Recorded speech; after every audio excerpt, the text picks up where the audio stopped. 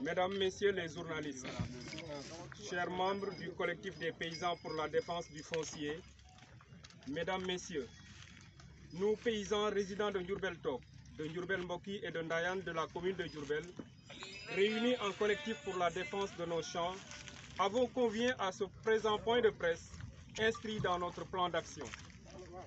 Il fait suite à la lettre d'information adressée aux autorités, notamment le préfet du département de Diourbel, le sous-préfet de Ndoulo, et relative à une tentative d'expropriation et d'accaparement de nos terres par la commune de Toki à travers son maire et ses acolytes.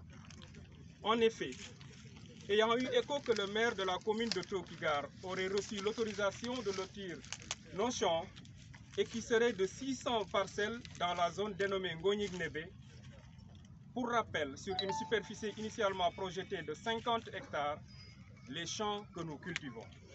Nous avons demandé à le rencontrer pour être édifiés et le maire nous dira.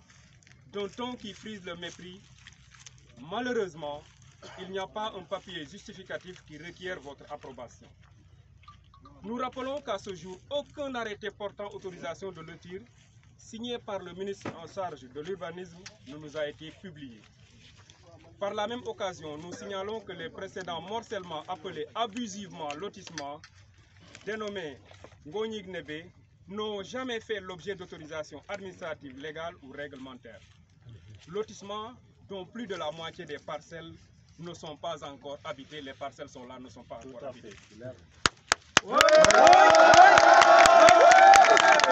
Nous informons l'opinion qu'un lotissement obéit à des procédures avec des formalités préalables indispensables définies dans les lois et règlements, notamment le Code des collectivités territoriales et le Code de l'urbanisme.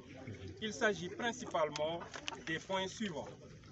L'élaboration du plan directeur d'urbanisme, l'établissement d'un schéma directeur d'aménagement et d'urbanisme, concertation avec les populations concernées aboutissant à un procès verbal de cessation des terres par les propriétaires, signature d'un protocole d'accord avec les propriétaires, la visite de terrain de la commission domaniale dont le chef de village et le délégué de quartier sont membres, la délibération du conseil municipal, l'instruction du dossier par les services techniques, les avis de la commission départementale ou régionale de l'urbanisme selon le nombre de parcelles.